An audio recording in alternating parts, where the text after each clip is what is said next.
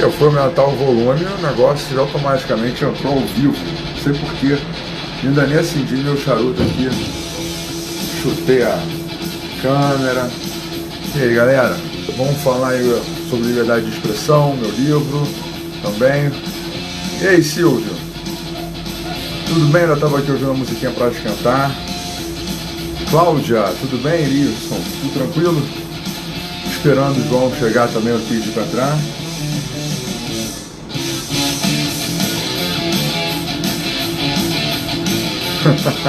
Boa noite, boa noite. Por que eu coloquei contagem regressiva? Será? Porque eu estava até esperando aí. Daqui a pouco eu fiz alguma cagada aqui. Vai assim mesmo.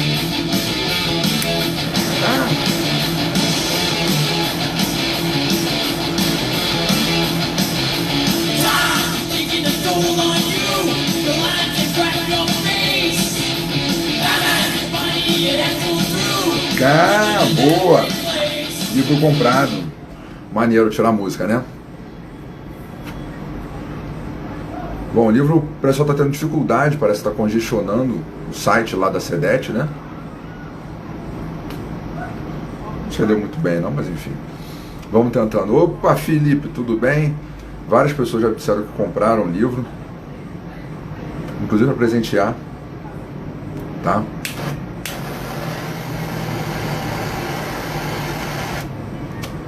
Agora foi. Boa noite, Dantas Antunes. Tem gente aí de fora do Brasil assistindo? Teve seguidor, tentou comprar, mas aí descobriu que a vídeo editorial não entrega fora do Brasil. Aí não deu. Pelo menos por enquanto não tem previsão nenhuma de que haja o livro digital. Opa, Marco. Ah, chegou, vamos lá. Dando nosso caro João. Vocês estão me ouvindo direitinho aí? Agora vamos descobrir mesmo se está ouvindo direitinho. Boa noite, meu caro.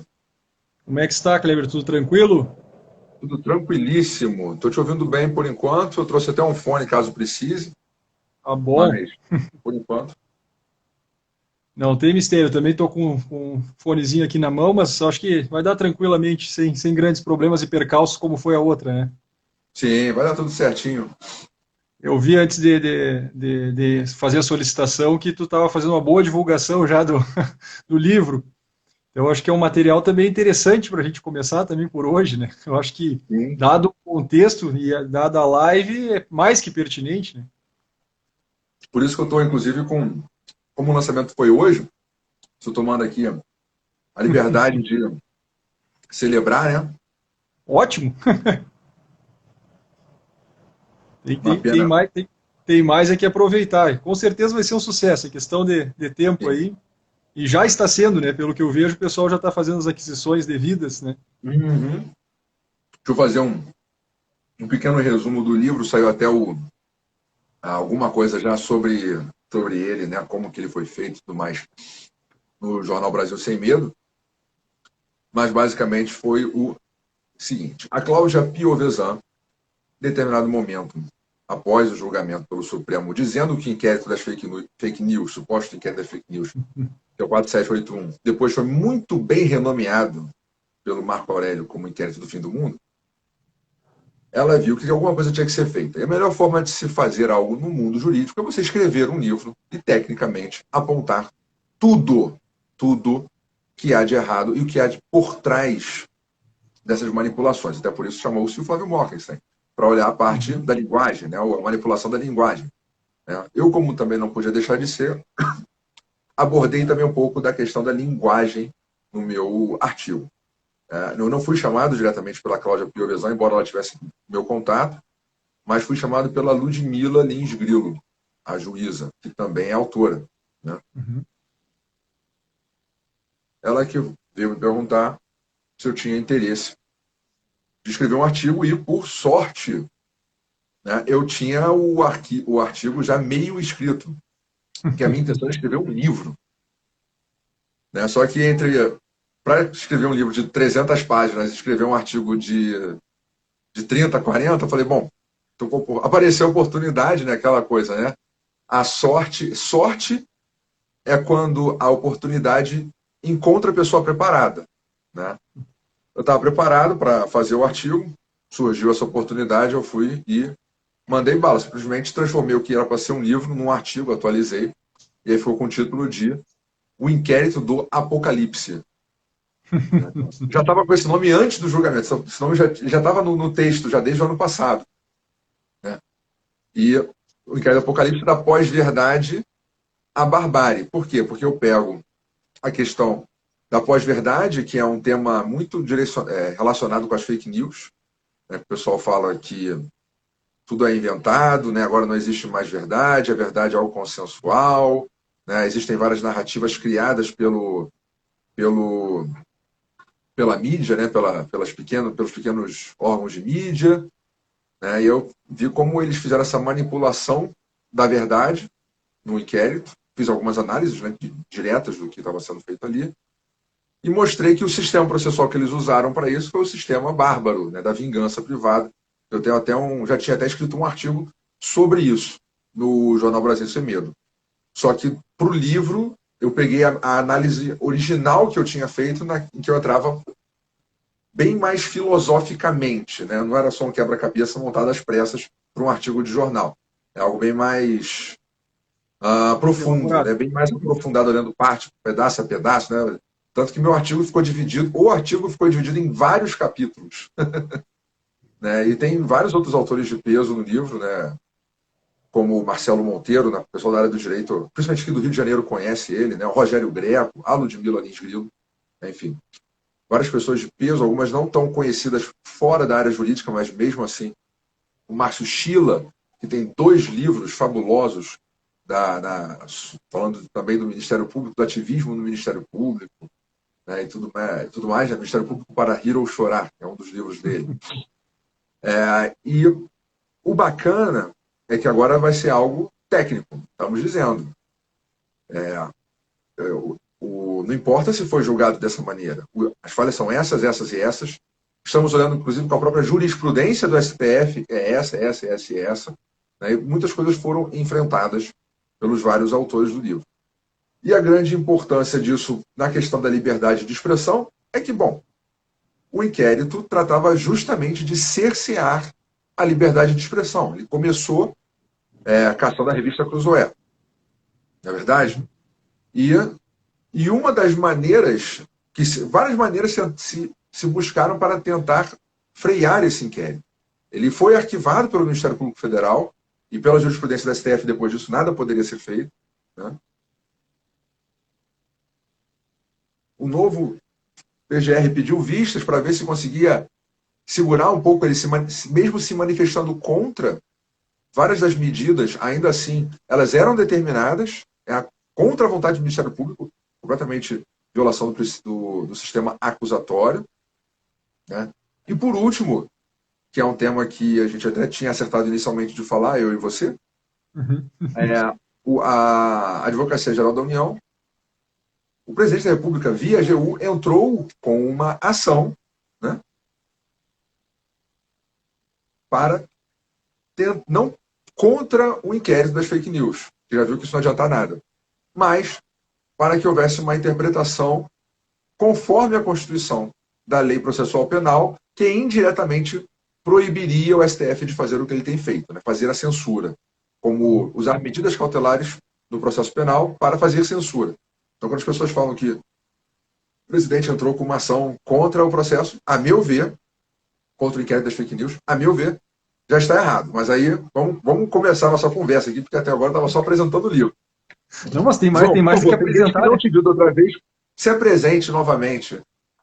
Ok, então, aqueles guerreiros que estão tentando entender um pouco o que é liberdade de expressão, e eu acho que antes uma preliminar a partir disso, né, do que tu mencionaste, né, dado o contexto, né, a live é extremamente pertinente e com certeza ela renderia também um curso, né, conforme a live anterior, né, porque nós não vamos conseguir abordar todas as questões. Claro que nós vamos ter abordagens diferentes, ou claro, e que comungam de um ideal, né? mas são abordagens que vão trabalhar com temáticas também, muitas vezes, que vão ser complementares, e em razão disso, dadas as bifurcações, as inúmeras bifurcações que nós vamos encontrar pela frente, esse é um problema enorme a ser trabalhado no mundo contemporâneo, né? Claro que nós temos uma ampla tradição da liberdade, o processo de formação da ideia de liberdade no Ocidente ele é bastante complexo, né? Remonta à antiguidade, mas tem as suas idas e vindas.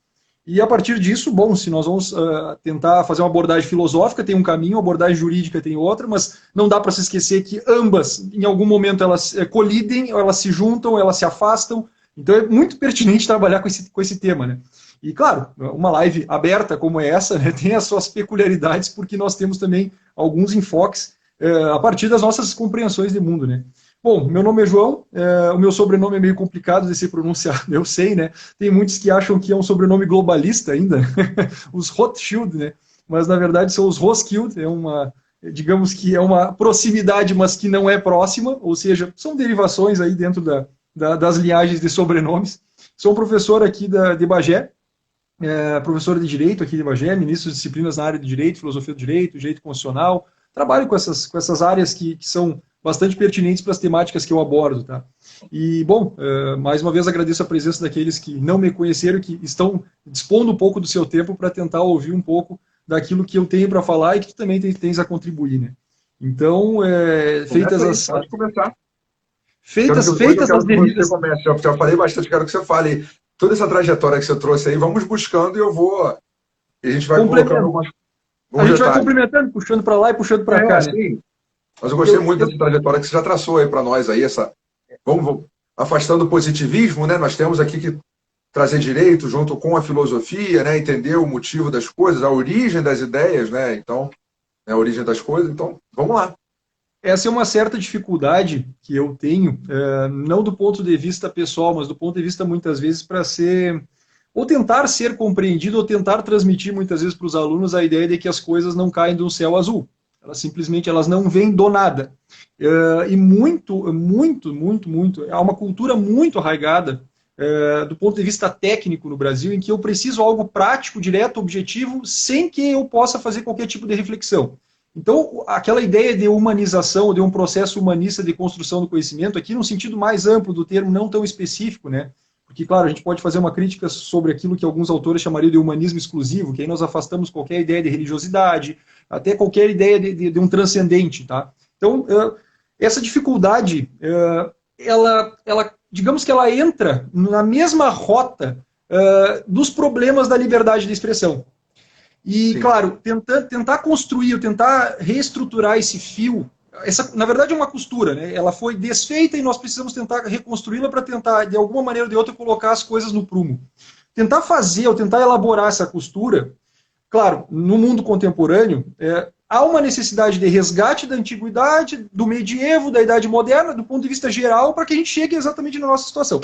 Eu não vou tentar trabalhar, talvez, aqui, dado o tempo, dado o contexto, todas as questões que envolvem a liberdade entre os antigos, entre os contemporâneos, entre os modernos, tudo mais. Claro, seria um absurdo, talvez, eu tentar fazer toda essa reconstrução. Tem que fazer um curso para isso.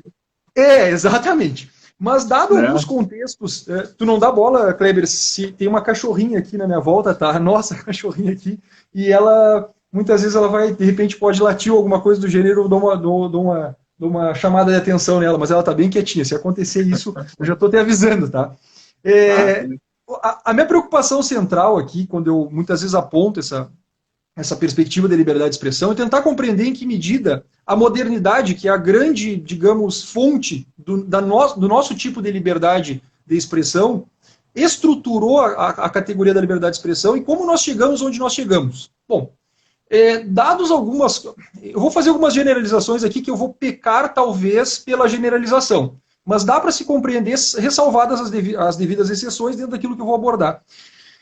Nós podemos dizer que a partir da modernidade, principalmente na era das revoluções, se é que nós podemos chamar dessa forma, e aí nós podemos falar, bom, as revoluções são diferentes? São. A britânica, a norte-americana, a francesa são diferentes? Obviamente que elas são diferentes. Totalmente. Aí nós temos aí um grande livro da Gertrude Himmelfarb que trabalha bem com esses liberalismos diferentes, né? Então, sabendo a matiz ou a origem teórica que cada uma dessas revoluções adotou, e como elas estruturaram a ideia de liberdade, nós talvez consigamos traçar digamos, uma linha que consiga nos mostrar por que nós estamos onde estamos. Então, a gente pode pensar assim, qual foi a ideia preponderante ou a perspectiva preponderante ao longo da história ocidental e que se solidificou de forma muito ampla. Eu consigo enxergar aqui duas grandes raízes. Né? Uma raiz mais próxima daquilo que nós podemos chamar de um Rousseau, ou de um Jean-Jacques Rousseau, que tem uma perspectiva de liberdade ali, que é uma liberdade bastante distinta da liberdade dos liberais clássicos, aqui Locke ou os conservadores, por assim dizer. Uhum. E essas linhas de raciocínio, elas partem de perspectivas da natureza humana completamente opostas. Na perspectiva russoniana, nós temos ali uma ideia de natureza humana. Se tu está ouvindo um barulhinho, é minha cachorrinha fazendo um furo aqui, tá? Nós temos lá uma perspectiva de natureza humana que parte da ideia de que se eu sigo um determinado planejamento, eu sou um homem bom por natureza. Quem me corrompe é a sociedade. Ok, e eu vou seguir essa linha de raciocínio, entre idas e vindas. Marx, de alguma maneira ou de outra, vai adaptar isso, vai chegar com seus planejamentos, com suas linhagens estruturais e vai dar uma sequência a isso. Então, eu só vou ser livre se eu seguir isso. Se eu seguir este planejamento, digamos, que eu vou colocar um termo aqui que, digamos, não é o mais adequado, mas se eu seguir este livro sagrado. Se eu sigo este livro sagrado, ok, eu entendo que é liberdade. Se eu não sigo, eu estou agindo ao contrário daquilo que deveria ser liberdade. Em compensação, conservadores e liberais clássicos, repito, entre idas e vindas, e ressalvadas as generalizações que eu estou fazendo aqui, né? Ressalvadas as boas exceções que existem também para se compreender esse fenômeno. Conservadores e liberais clássicos vão partir de uma premissa um pouco diferente. Primeiro, a ideia de natureza humana de conservadores e liberais clássicos é de que nós somos falhos. Nós somos falhos. Bom, vamos lá, desde a queda de Adão, falando aqui num sentido mais bíblico, né? Nós somos falhos a partir dali. Dado o contexto de que nós não vamos atingir a perfeição, a nossa perspectiva de liberdade tem que lidar com as imperfeições. E aí, como é que nós vamos lidar com as imperfeições, né? Pode falar, não sei. A própria ideia, você me lembra que o professor de filosofia, o Ricardo Ganks, fala, sempre que você fala alguma coisa de perfeição, sempre que você fala qualquer coisa com adjetivo perfeito, já não pode ser humano. Porque se o humano é imperfeito, como é que você vai ter uma liberdade perfeita? Então, Tem pessoal que vem e fala assim, nós queremos a liberdade total, liberdade extrema, liberdade perfeita. Não vai dar certo, né? E isso é apenas um ponto de vista, né? Que você poderia pegar, a gente teria que também, de novo, elaborar horas e horas aqui. Né? O que eu acho interessante, já que você falou um pouco do tema da liberdade, antes de entrar no tema de liberdade de expressão, é o que o Bauman fala. O Zygmunt Bauman tem um livro chamado Freedom, não tem em português ainda para que eu me lembre. Mas olha só, ele tem umas ideias maravilhosas, que é a liberdade, e quando ele traz essa história da liberdade, ele pensa assim, liberdade é sempre em relação a algo. Então, quando você tem... Ele trabalha muito com essa... Como ele é, não só pelo fato de ele ser de esquerda, mas ele trabalha muito com essa questão de opressão e oprimido, opressor e oprimido. Então ele fala a liberdade, né? Mas faz sentido do jeito que ele fala. Ele fala, então, a liberdade numa época em que você não tinha... que as pessoas eram escravas, que você tinha escravos, liberdade é você não ser escravo. Então, uma liberdade... E ele faz isso pesquisando dicionários ao longo do tempo. Então, quando ele pega assim, nessa época aqui, você tinha um autoritarismo muito forte. Então, a liberdade nessa época era liberdade de expressão, era liberdade contra a opressão do governo, era liberdade em relação a alguma coisa. Então, ele pega sempre isso, a liberdade em relação a alguma coisa. E aí a gente já tem logo que tentar trazer isso para o tempo atual. Né? O que é que tem... qual que seria uma das principais liberdades neste momento no Brasil? Né? E eu acho que deu uma falhada aí. João, pessoal, é o meu que está falhando ou de vocês que está só o do João? Olá, olá, olá. Bom, eu vou... Opa, voltou? Voltou? Tá me vendo? Beleza. Não sei se é a minha conexão ou a sua. Eu estou do lado do Wi-Fi, mas Wi-Fi nunca se sabe, né? Enfim. Então, o que a gente vê hoje em dia, por que se fala tanto de liberdade de expressão hoje em dia? Porque é justamente esse problema que nós estamos enfrentando. que o Estado moderno ele está agora lutando contra a informação que perdeu, da qual ele perdeu o controle.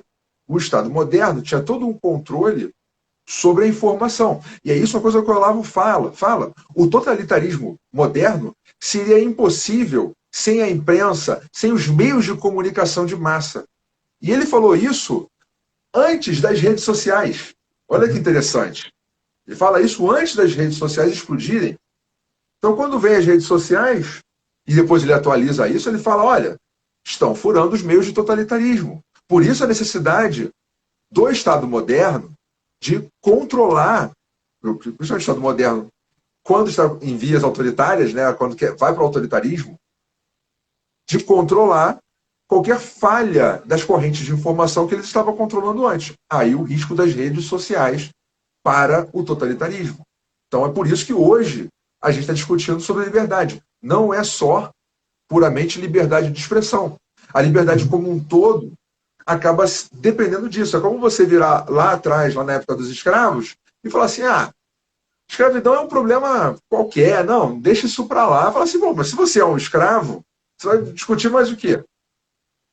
Hoje a gente partindo do mesmo princípio, hoje nós também estamos nessa situação. Ora, se eu não tenho voz, eu vou reclamar como? Né? Como que eu vou levar a saber que outras coisas estão sendo tomadas, né, se a própria voz eu não tem? Até por isso que a liberdade de expressão é um direito ainda mais fundamental, né? Um direito, eu esqueci o nome agora, até que os americanos dão, né? Que o direito, que a liberdade de expressão é um direito ainda mais importante do que os outros, porque sem ele você não tem cidadania, sem ele você não tem como exercer vários outros direitos. Nós poderíamos brincar que a liberdade de expressão para o norte-americano é a dignidade da pessoa humana para o brasileiro, mesmo que o brasileiro muitas vezes não saiba sequer o que é a dignidade da pessoa humana, né? Esse é um ponto curioso, né? Como muitas vezes algumas perspectivas, alguns princípios jurídicos entram dentro dos sistemas de forma absolutamente distintas, né? Digamos que princípios norteadores da estrutura jurídica constitucional de cada país, né? Eu vou aproveitar o teu gancho do totalitarismo e essa questão de como muitas vezes o Estado perdeu essa hegemonia sobre o controle do tipo de informação que poderia ser colocada, e muitas vezes a gente acha também, mais uma vez repetindo, né, é teoria da conspiração, isso não existe, não há como comprovar isso. Bom, há sim como comprovar isso. E aí, claro, eu quero pegar exatamente o gancho daquilo que eu tinha falado também com a teoria e tentar puxar para essa ideia de totalitarismo, seguindo aqui a tua linha de raciocínio. Quando nós temos lá conservadores e liberais clássicos estruturando as suas teorias, muitas vezes o que eles fazem é uma análise das práticas tradicionais que já se perpetuaram. Então, ou seja, eu teorizo sobre aquilo que eu estou vendo e que deu certo. O que digamos, o liberal contemporâneo, o progressista ou o esquerdista acaba fazendo? Ele faz uma leitura da realidade normalmente negativa e eu teorizo sobre essa realidade dizendo como ela deveria ser modificada para melhor. E aí o que acontece? Se eu digo que a liberdade de expressão se estruturou dessa e dessa forma e os seres humanos progridem quanto mais liberdade possuem, dá para se analisar aí todos os países que são que são estados em que existem índices de desenvolvimento humano extremamente elevados, são países que têm índice de liberdade econômica extremamente elevado, para falar um lado da liberdade, né?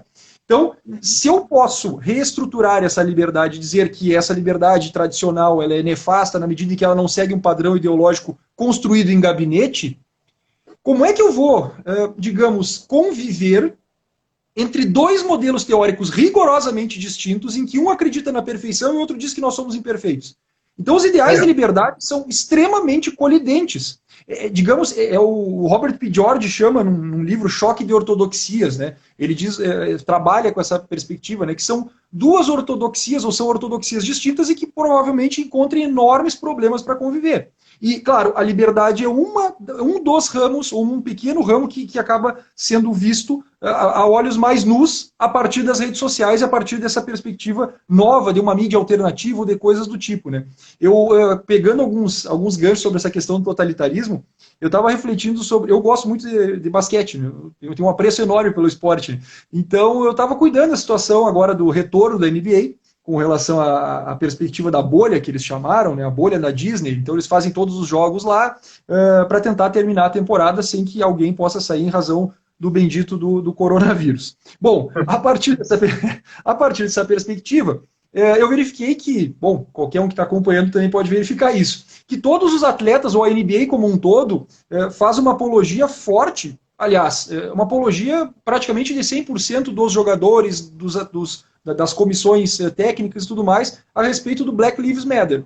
Ou seja, todos apoiam uma visão política muito específica e que se esconde por trás da defesa de interesses de grupos que muitas vezes são instrumentalizados para aquela causa. Ok, vamos lá. A NBA se mobilizou para isso, os atletas se mobilizaram para isso. Qual foi o único... Tem um só atleta, agora já respondendo, né? Oi, João, acho que caiu de novo aí o seu. Eu estava falando da NBA, do Black Lives Matter. E o interessante, eu não acompanho basquete americano, né? Mas tem até uma piada aqui, um filme, né? Que eles colocam como piada no meio do filme. E que... Oi, voltou? Voltou. Não sei qual é a internet, tá? Só sei que tá dando problema. Então, assim, aí o que acontece, né? Tem um único atleta que se recusou a se ajoelhar durante o hino nacional norte-americano. Aí eu me pergunto, né? Que tipo de liberdade... E, claro, esse atleta, obviamente, ganhou holofotes, né? Por qual razão tu não te ajoelhastes em razão do hino nacional, sendo que todos estão fazendo isso? Então, há um certo movimento de boiada, né? Um movimento massificado, em que não se permite refletir ou pensar de forma livre, de forma clara, né, de forma a usar efetivamente o potencial da razão que nós temos. Então, a questão do Black Lives Matter e NBA, para mim, é um exemplo prático para tentar demonstrar como fugir ou pensar fora da bolha, né? Porque aí a NBA está dentro de uma bolha. E realmente ela está dentro de uma bolha, ela não consegue enxergar fora da bolha. Foi até sugestivo como eles se colocaram lá para terminar o campeonato. Mas, racionalmente, os indivíduos também estão dentro da bolha. Então, qualquer movimento fora dessa bolha da liberdade de expressão, daquilo que se entende como permitido para falar, vai ser visto como algo negativo. O inquérito do fim do mundo é uma situação mais pontual. Eu sempre digo, né, o direito é o momento final de problemas sociais que nós carregamos no dia a dia. As pessoas muitas vezes pensam, ok, o sujeito pensa que tem um direito e a partir disso ele busca o judiciário e ponto final. Bom, mas esses problemas eles são gestados muitas vezes a longo prazo. Se nós formos verificar, existem alguns dados e informações bastante pertinentes com relação a essa tirania dentro das universidades, dentro das instituições de ensino. Porque, claro, né, os ministros do Supremo Tribunal Federal, eles também, mais uma vez, eles não caem do céu azul. Eles têm um processo de formação jurídica. Eles têm um processo de formação jurídica que, de alguma maneira ou de outra, reproduz aquilo que os seus professores, por um jeito ou de outro, as suas pré-compreensões de mundo, as pré-compreensões políticas de mundo, acabam transmitindo para os seus alunos. Alguns dados são bastante peculiares nos Estados Unidos, claro, no Brasil, dá para resumir, né? Foi feita uma pesquisa em 2018 com professores de história na Argentina, no Chile, no Uruguai e no Brasil, se eu não estou enganado. No Brasil, 85% dos professores de história se declararam, eu não preciso completar, né? Porque qualquer pessoa que tiver alguma dúvida de como ele vai se declarar... Isso aí já rolou na internet, tá? Essa pesquisa já rolou na internet várias vezes. Sim, inclusive, sim. Tem como como um herói, como um ídolo, o Che Guevara. Né? Então, é aquela liberdade de expressão para mim e discurso de ódio para você. Né? Porque o cara pode adorar o maior dos assassinos, o maior dos terroristas, né? Mas se você vira e fala qualquer coisa, você, por exemplo, gosta de Cristóvão Colombo. Pô, Cristóvão Colombo derrubaram até a estátua do cara lá nos Estados Unidos, né? Não, era um opressor, colonizador. Não faz a menor ideia de onde que surgiu essa ideia de povos colonizadores, isso é algo ruim, né? Eu estava assistindo o curso da Primeira Guerra Mundial do Flávio Malmstein, aí ele falando que foi uma estratégia ideológica da Alemanha contra os demais países, porque era a Alemanha contra o resto do mundo. Por que era a Alemanha contra o resto do mundo na Primeira Guerra Mundial? Porque os países contra quem elas estavam lutando, França, Inglaterra, eles dominavam, eles tinham impérios com várias e várias colônias no mundo inteiro. Né? Então, trazendo esse discurso anticolonizador, eles conseguiam fraturar os exércitos desses impérios, né? Desses imperialistas. Né? Quando, na verdade, o problema é que ele estava... O problema da Alemanha era que justamente eles não tinham conseguido ser imperialistas porque chegaram tarde demais. A unificação da Alemanha foi tardia. Aí, ó, o Gabriel, meu irmão, falando: repare que todos que protestam, não se ajoelhando, justificam com sua fé em Cristo. Mostra-nos a força de unidade cristã. Nós estamos vendo também que praticamente tudo com que se discorda do discurso hegemônico hoje em dia, tem um discurso hegemônico esquerdista. Então, qualquer um que discorde daquilo, eles já tentam buscar alguma justificativa de fundamentalismo religioso. Então, se você não se ajoelha porque você só se ajoelha para Cristo, ora, então você é um fundamentalista religioso. Por que você não pode se ajoelhar? É só mais um Deus, é um outro Deus, ou não é Deus nenhum. Né? Deus não existe mesmo. Entendeu? Eles não conseguem entender o valor do negócio.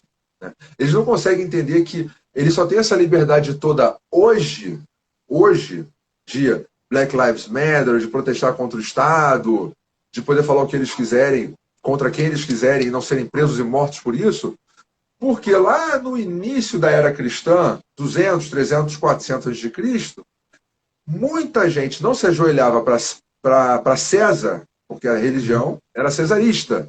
Deus, né? O César romano era um dos deuses. Então você tinha que ir lá, acender um incenso, né? Queimar um incenso e se ajoelhar para César. Quer dizer, para a imagem, né? Não era nem para César, né? Se você não se ajoelhasse, você morria. Então, as primeiras centenas ou milhares de mártires cristãos que conseguiram alcançar uma sociedade com liberdade, que fizeram isso. Os primeiros mártires cristãos foram por isso, porque não queriam se ajoelhar para ter uma liberdade religiosa. E que, no fim das contas, se você for trazer a história da liberdade, você vê que só existe toda essa liberdade hoje para você adorar o Deus que você quiser ou adorar nenhum Deus, né? Adorar ou Satanás, ou o que Satã. você quiser. Entendeu? Até o Satã. Até o Satã, porque há quase 2000 anos atrás, milhares de cristãos morreram por isso. Então, aquilo que você falou, as pessoas acham que a liberdade caiu do céu. Né? Não sabem. Você pega a história do cristianismo, o padre Paulo Ricardo, no curso dele, tem a história desde a Idade Antiga, a Idade Média, tudo, da Idade Moderna. Você vê quantas vezes que quase que acaba o Ocidente. Quase. Invasão de bárbaros, invasão de muçulmanos, livros da Idade Antiga, hoje a gente teorizando as liberdades, trazendo aqui a Antiguidade Clássica, foi um rei cristão que pegou lá e mandou copiar todos os livros da Antiguidade que ainda existiam naquela época. Fez a maior biblioteca que existia naquela época. Não, você não tem Aristóteles para ler hoje, ficar teorizando. Entendeu? A liberdade caiu do céu, o problema não é meu, né? E quando a gente começa a entender essa perspectiva que tu está colocando, e que é absolutamente pertinente para entender a nossa temática, e a gente começa a enxergar os dados da nossa realidade de hoje, a realidade concreta, eles são assustadores do ponto de vista do uso da liberdade. Né?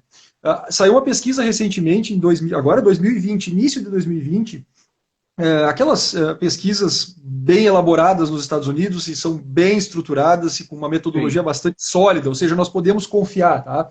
Ela ficou até, acho que saiu só uma reportagem aqui no Brasil, mas as reportagens norte-americanas são mais, digamos, objetivas, práticas, dá para compreender melhor a dinâmica do uso da liberdade. Os Estados Unidos é conhecido como o país da liberdade, ok? Ninguém tem dúvida quanto a isso. 62% dos norte-americanos têm medo de se expressar politicamente. 62% dos norte-americanos. Pesquisa de 2020, foi feita em 2019 e 2020. Bom, aí. Moral, né? Questão aí social, repressão social. Né? A repressão social, muito uma patrulha ideológica, né, pela mídia. Clássica. Aí nós começamos a pensar o seguinte: não, quem é que tem esses. De que maneira vai se distribuir isso entre, por exemplo, democratas e republicanos? Aqui entendido como os liberals, né? Os norte-americanos seriam mais à esquerda e os republicanos que seriam vistos como à direita ou os conservadores, né? Aí nós pensamos, bom, dentro da visão à esquerda em que Trump é um ditador, bom, quem é que tem mais medo de se expressar? Vamos pensar, são os esquerdistas. Não, o problema aqui não é isso. De acordo com os dados informados, 77% dos republicanos têm receio, ao passo que 52%, se eu não estou enganado, dos democratas têm receio de se expressar. Ou seja, os democratas estão abaixo da média geral e os republicanos estão, olha, 15 pontos percentuais acima da média geral, né? E aí a gente fica pensando, bom, mas é só um medo, né? Não tem reflexo algum. Esse reflexo, ele se expande para diversas áreas. Por exemplo, saiu também nessa mesma pesquisa, né, a perspectiva de que acho que 32% das pessoas entrevistadas têm receio de perder o emprego caso expressem a sua opinião. É o cancelamento, então, a cultura do cancelamento. Cultura do cancelamento. Então vamos lá, se eu me expresso, eu tenho receio. Então 1/3 dos americanos praticamente tem receio de perder o emprego em razão de dizer o que pensa. É grave isso, porque ali é o país da liberdade. Imaginemos o quanto isso afeta, por exemplo, o Brasil, ou quanto isso chega no Brasil. Ao mesmo tempo, né, eles têm um outro dado. A gente os Sleeping Giants. É os isso. Sleeping Giants é a cultura do cancelamento, é isso aí que a gente está importando. Pode me falhar um pouco a memória com relação a esses dados, mas tem uma outra consequência a partir dessa pesquisa que também foi interessante e que eu cuidei lá também um pouco atrás. Né?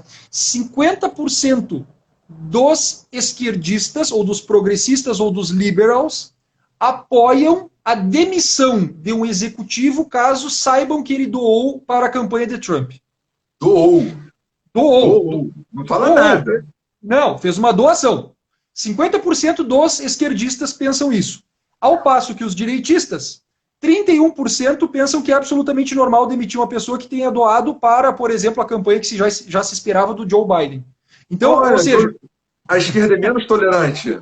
Digamos que a esquerda é menos tolerante. Né? Só que agora temos isso como provar isso com números. Pelo menos nos Estados Unidos temos como comprovar com números, né? Pelo menos Exatamente. Lá nós como mensurar isso. E claro, eu não quero, claro, monopolizar aqui o que eu estou falando com relação a esses dados, mas é interessante como esses dados, que são da realidade, que trabalharam com uma população bastante diversa, eles têm um fundo, eles têm uma origem, né? A gente sabe que o povo norte-americano é um povo instruído, é um povo que é instruído do ponto de vista educacional, né? Preenche bem os patamares de instrução educacional, não necessariamente... 12, 13 anos médios de instrução. Digamos, exatamente. Então nós sabemos que as pessoas passam pelo ensino, digamos, burocrático, por assim dizer. Né? E em razão disso, quando nós vamos comparar os dados de como é a ocupação do ponto de vista dos professores entre republicanos e democratas, desde 2017 para cá, eu tenho basicamente 3 pesquisas, 2017, 2018 e 2020, nós ficamos absolutamente estarrecidos. Para falar um dado, um único dado aqui, que é o menor deles, já vou adiantando, é o menor dos dados que eu posso apresentar em termos de disparidade.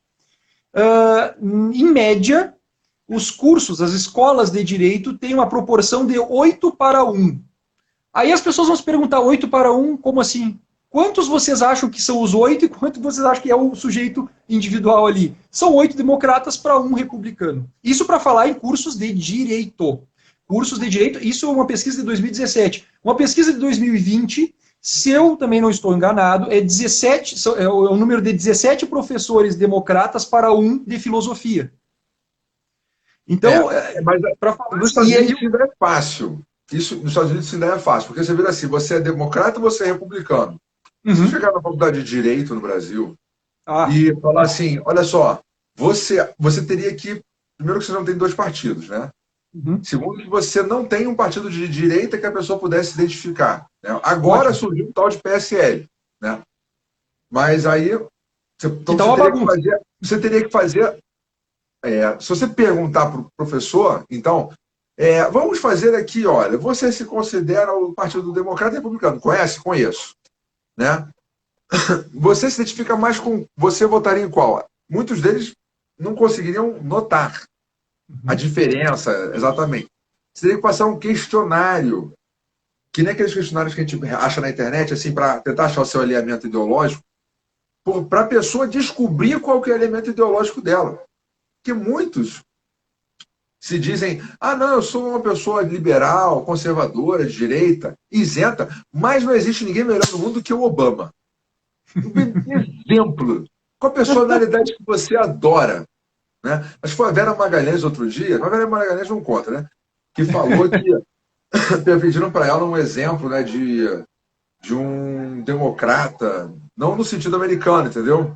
E ela deu Obama, né? Uhum. Como se o Obama não fosse de esquerda. Alguém que não é de esquerda, Alguém. que você acha o máximo. Obama. Tem um monte de gente assim. E Então, o claro, problema maior no Brasil é que o cara não tem noção. E ainda tem uma outra que é o seguinte: é a fragmentariedade do, do cidadão brasileiro. Inclusive, talvez principalmente na área do direito, né? Essa fragmentariedade do espírito, da alma dele. Né? Então, uhum. quando você pergunta o cara, você é conservador, e faz as perguntas do dia a dia para a pessoa. Do dia a dia. Bom, o cara é de direita. O cara é conservador. Tá? Ele não é maluco, não quer ficar com o dinheiro dos outros, não acha que tem que redistribuir renda, né? Assim, pelo menos não a dele, né? É. Mas aí, na hora que você coloca as correntes jurídicas, escolhe as correntes jurídicas aqui, ele não vai nem conhecer as conservadoras. Sabe nem que no Uhum. Brasil, olha, ia dar trabalho para conseguir trazer as correntes para mostrar para o cara. Né? Por exemplo, Uhum. uma corrente de lei e ordem. Eu falei, o cara já começou a pensar, mas isso aqui é ilegal. Como assim manter a pessoa presa do início ao fim da pena? Né? E Desde a tem década de 70 que a gente não tem isso. e esse adicional, aliás, adicionando aquilo que tu colocou, né, com relação ao Brasil aqui especificamente, tu falou da fragmentariedade do cidadão, do indivíduo. Tem uma outra fragmentariedade aí que tu bem conheces, que também é a fragmentariedade da esquerda, em que a própria esquerda muitas vezes acusa partidos de esquerda de suposto direitismo, quando na verdade eles comungam dos mesmos ideais. Então é muito curioso também o indivíduo. Ah, não, eu não me considero de esquerda, mas vota num partido que, se não é de esquerda, pelo menos tem boa parte dos seus ideais flagrantemente de esquerda. E o indivíduo não sabe disso também, como tu mesmo mencionou. No âmbito do direito, ele já desconhece as teorias, se a gente falar de juristas. No âmbito da política, desconhece também a variedade ou a pluralidade de partidos de esquerda que o Brasil tem, e que basicamente são. Não dá para se dizer todos, porque todos seriam uma generalização também que nós poderíamos pecar aqui. Mas praticamente todos os partidos comungam de ideais esquerdistas, progressistas, e ideais conservadores passam ao largo desses partidos. Podem ter indivíduos dentro desses partidos que são mais conservadores, mas estão em partidos de esquerda, porque também a fragmentariedade política é muito grande. Então essa bagunça, que nos Estados Unidos é fácil de ser medida, aqui no Brasil é extremamente difícil, né? É, Eu ia colocar uma informação que também acho que é pertinente, né? Tem um dos primeiros estudos que foi feito nos Estados Unidos sobre professores tomados ou declaradamente conservadores, né? O primeiro estudo foi em 1969 e se chegou ao patamar de algo em torno de 27%. Então, ou seja, em 1969, na academia, nós tínhamos 27% dos professores conservadores. Em 1999, 30 anos depois, esse estudo foi reproduzido e se chegou à conclusão de que algo em torno de 12% dos professores são. Então, ou seja, há um declínio também de professores conservadores na academia. E aí, claro, a curiosidade é, como é que estão os patamares agora? A última pesquisa que eu acessei, em 2014, o patamar fica em torno de 11,5% a 12%, ou seja, meio que estabilizou a coisa. Mas vejam, é 1 para 10. É 1 para 10. E 1 para 10, para que esse discurso possa também, de alguma maneira, mostrar a sua verdade, há uma dificuldade de 1 para 10 também. Por mais é. que o argumento seja razoável, por mais que o Não, argumento são seja absoluto. perseguidos. São perseguidos. O cara não tem, às vezes, turma, diminui o número de turmas do cara, começa a falar. Os outros, eu conheço casos, vários casos, professores que não eram suficientemente de esquerda, às vezes não era nem de direita, mas não era suficientemente de esquerda. Começou a ser queimado, entendeu? Até por questões de corrupção mesmo. Teve um caso lá, era para aprovar um cara num concurso, porque era o cara da patotinha. O cara era tão jumento que era para ser aprovado, tão jumento, me mandaram a prova do cara escrita para eu ler. Né? O cara tinha um erro de português a cada 2, 3 linhas, erro grave. E escrevia só por chavões. Chavões. Tá? E o cara era pós-doutor em pedagogia. Né? Pedagogia, sociologia. Pós-doutor em sociologia e queria dar aula na faculdade de outra coisa. Enfim, na Faculdade Federal, tá? Uhum. Ele fez o concurso na Faculdade Federal, não passou, tirou 2. Eu achei que foi muito. Eu fiz a contagem lá dos erros de português dele e falei, olha, dava para ele sair devendo para o próximo concurso, hein? É. Dava para ele sair devendo para o próximo concurso. Coincidência das coincidências, o cara que fez a prova tinha sido meu professor de introdução à sociologia na faculdade. Ó, coincidência. Né? Marxista até o último fio de cabelo. Aí não passaram o cara, e ninguém foi passado, ninguém conseguiu ser aprovado no concurso. Eram todos nível tão baixo que ninguém foi aprovado. A banca examinadora foi representada no Ministério Público, entraram no mandado de segurança, denunciaram na Câmara dos Vereadores. Por quê? Porque não aprovaram o cara que era da panelinha. E aí os outros professores ficaram tudo falando mal do pessoal da banca, entendeu? Que não aprovou o cara Tu, men da patotinha. Isso acontece direto. Direto. E isso é absolutamente recorrente, basta conhecer a prática disso para a gente saber como isso ocorre, né? Ocorre em programas de pós-graduação, quando eu tenho que aprovar fulano e não o outro indivíduo que não comunga dos mesmos ideais, óbvio. Coisas do tipo, né? Tu mencionou essa cultura do cancelamento. Tu mencionou essa...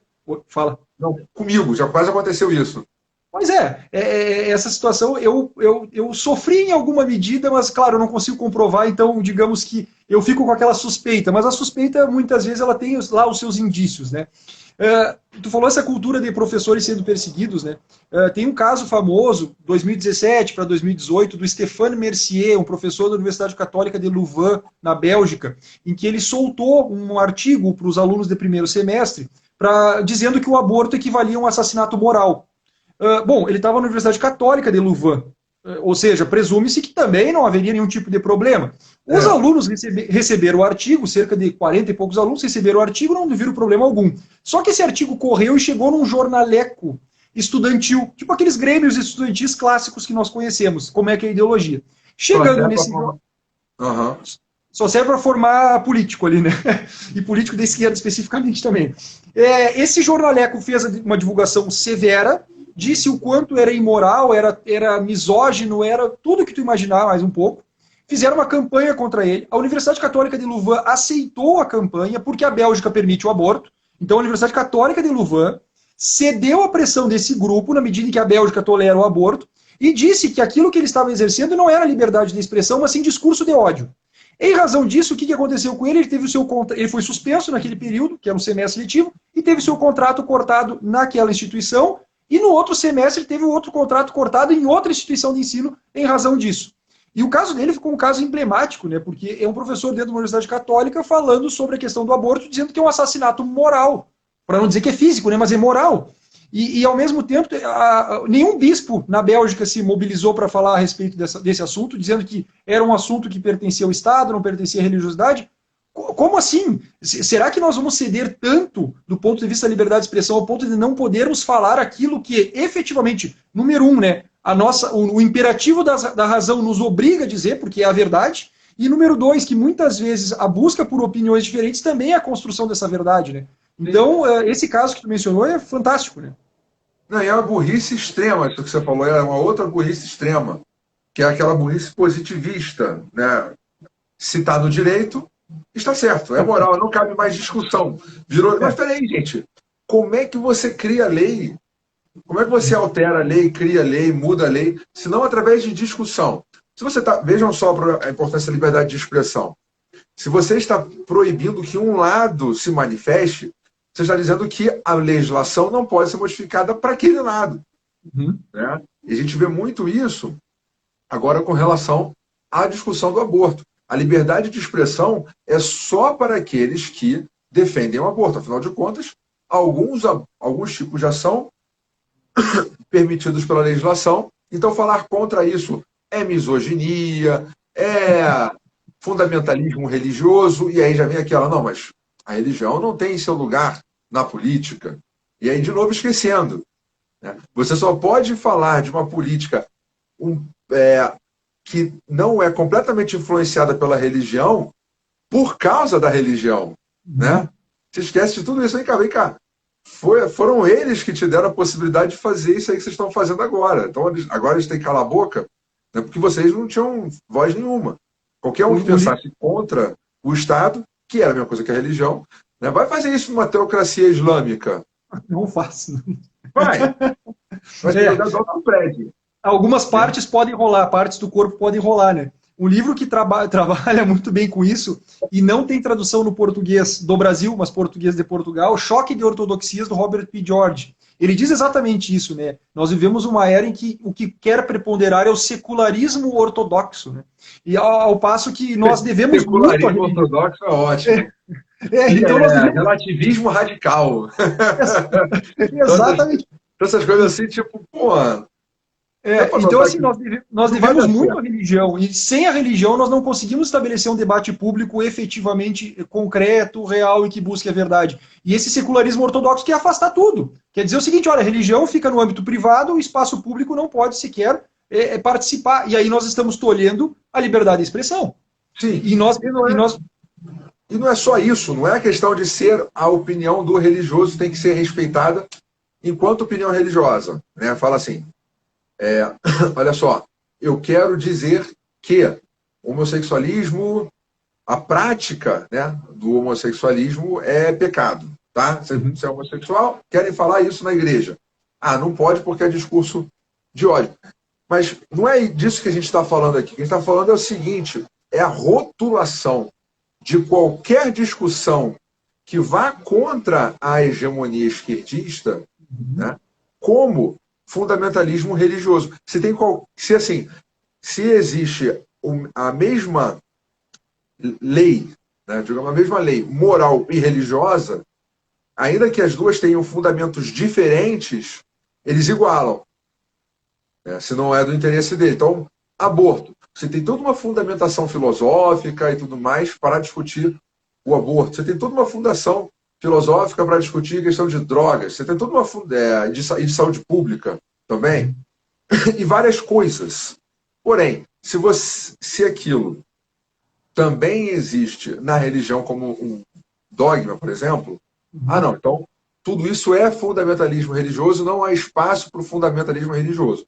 E aí, através daquela guerra cultural assimétrica, né, que um lado pode tudo, o outro não pode nem falar, né, um lado não pode nem falar, porque quando ele fala é discurso de ódio, e o outro lado pode agredir fisicamente, porque a microagressão verbal daqueles que falam contra o progressismo, essa microagressão de falar assim, não, aborto é assassinato, não, drogas matam, não, enfim, tudo o que seja contra as pautas de esquerda, tudo isso são microagressões, né? E a pauta de esquerda muda a qualquer momento, né? Então, homossexualidade, obesidade, enfim, invente-se qual que é a minoria que eles vão usar naquele momento, né? Não pode falar nada contra eles, mas em compensação, nós vimos lá o pessoal lá do Black Lives Matter, um lá que executou um menino de 5 anos de idade, explodiu a cabeça dele, né? Várias pessoas que sofrem racismo nos Estados Unidos, né? Mas aí já viram e falam assim, racismo invertido não existe, né? Só existe racismo de branco, né? Chinês. Você vai na China, nossa, existem publicações e mais publicações, de vez em quando vaza para cá, porque a gente não fica sabendo o que acontece na China. Mas existem várias publicações que para a sensibilidade ocidental, seria considerado racismo extremo. Clássico, né? Clássico. Racismo contra negro, racismo contra japonês, contra eles mesmo ali, né? Asiático mesmo. Né? Mas não chega aqui. Porque o único racismo que existe é o de um suposto branco. Né? Na verdade, nem o do branco. É do branco que não é de esquerda. Porque se ele for de esquerda, aí ele pode ser racista. Isso. Aí pode ser racista. E pode bater em quem ele quiser. Não é problema. Digamos que há uma seletividade moral muito flagrante com relação ao uso dos conceitos no direito e na filosofia, ou conceitos que embasam o dia a dia, né? A gente, claro, vê bem, a gente se propôs aqui a trabalhar com a AGU, e a gente mais uma vez descamba para um lado, a gente descambou na outra, descamba nessa, mas eu acho que é ótimo para a gente trabalhar essas questões paralelas que também são absolutamente pertinentes para a temática, né? Isso que tu falou dessa, digamos que essa seletividade moral, né? É uma questão que, para a causa da esquerda, é absolutamente necessária, né? Porque a esquerda não está preocupada em investigar a verdade. Sejamos francos aqui, ela não está preocupada com a verdade. Ah, mas sempre se diz, mas assim, ó, mas eu sou uma pessoa séria, honesta, sou de esquerda e estou preocupado com a verdade. Ok, eu até, vamos lá, eu não estou querendo rotular fragmentário. tudo. É mais um brasileiro fragmentário. Eu conheço vários assim. Pessoas Exatamente. De boa índole, que nem sabem que estão defendendo coisas que são fundadas em coisas, em situações que, se ele soubesse, ele jamais apoiaria. Então, um exemplo, esse exemplo a gente acabou de falar, do Black Lives Matter. Se a pessoa fosse puxar o histórico do Black Lives Matter, como eu puxei num outro vídeo aqui com o Braz Oscar, do Brasil Sem Medo, ele contou o histórico do Black Lives Matter, contou o histórico dos antifas. Entendeu? Então você tem um monte de gente que assim quer levantar uma bandeira, porque acha... Alguém virou e falou, não, isso é bom. Mas ele não foi saber qual que é a origem daquilo. Se ele fosse saber, ele acaba que, no fim das contas, se alguém conta, se não é ele que diretamente foi saber, ele ainda fica achando que é teoria da conspiração. Ah, não, essa é teoria... O quê? Black Lives Matter é um grupo racista manipulado pela esquerda para criar o caos, matar pessoas e fazer voltar o racismo, porque, afinal de contas, os grupos racistas foram criados pela esquerda, pelos democratas, que são os fundadores da Ku Klux Klan. Não, peraí, agora não faz sentido. Como assim eles eram Ku Klux Klan e Black Lives Matter? Não, não. Sim, minha gente, porque a questão toda não é a coerência. A questão toda é poder. Como é que eles conseguem mais poder? Né? Naquela época era daquele jeito. Hoje é desse jeito. E claro, né? Sempre se valendo da ideia de que a liberdade de expressão vale para o grupo e não vale para grupos antagonistas, né? De qualquer forma, né? Mas eu não sei quanto tempo falta, eu estou cuidando aqui pelo relógio. O que está marcando aí? Minuto. Só ler o que o Maurício falou aqui, ó, que ele falou, bacana, olha. Não concordo com que o racismo é de branco de direita, que na esquerda não é considerado. Racismo é racismo, perfeitamente. Racismo é racismo. E é mais um detalhe também, que eu até fazer uma explicação brevíssima, né? Que as pessoas falam assim, também eu trouxe isso outro dia nos meus stories. Qualquer coisa que você fala de diferença entre as raças é racismo? Eu entendo que não. E eu aprendi isso com um professor de educação física. Ele falou, os negros têm menos gordura corporal, então eles nadam pior, porque eles não boiam tão bem. Em compensação, musculatura de explosão, de não sei o quê, Mas, olha só, se as pessoas não são capazes, se a esquerda não é capaz de notar a diferença biológica entre homens e mulheres, imagina notar a diferença biológica entre brasileiros e africanos, ou então, por exemplo, vamos pegar aqui os romenos, grandes levantadores olímpicos, chineses, grandes levantadores olímpicos, né? Então, o brasileiro é ruim de levantamento olímpico, por quê? Por causa dessa nossa raça que não é assemelhada a essas raças, a esses tipos, né? Raça está errado mesmo, né? Não dá para dizer raça, porque raça é só a raça humana. Mas esses grupos étnicos que têm mais facilidade para uma coisa ou para outra. Então, é que nem a questão do preconceito, da discriminação. A discriminação, todo mundo diz que tudo é discriminação. Tudo é discriminação. Não, gente. Quer dizer, toda discriminação é negativa. Não, gente. Nem toda discriminação é negativa. Eu estou te dizendo aqui, por exemplo, estou fazendo uma discriminação. Né? Negros correm melhor que brancos. Em várias situações, estatisticamente, determinadas etnias, determinadas origens da África correm melhor. Né? Eu estou falando bem. Como que isso é uma discriminação? Né? Não tem nada a ver com isso. Não só isso, é uma discriminação fundada na realidade. A discriminação negativa, a discriminação que as pessoas falam a todo momento, que é a discriminação problemática, né, que é criminosa, né, é a discriminação negativa, é aquela que não é fundada na realidade, é aquela que quer diminuir alguém por conta da sua origem. Vamos lá, 20 segundos restantes, por favor, faça a conclusão. Fazer uma consideração final. Kleber, mais uma vez, te agradeço enormemente a participação. Eu acho que vão ter mais lives aí, é questão de tempo, tá? É questão só de ajustar isso. Um grande abraço, sucesso no livro, tudo de bom e que Deus te ilumine sempre, porque essa participação aqui é única. Muito obrigado. E, pessoal, o livro e a live, compartilhem com amigos e inimigos.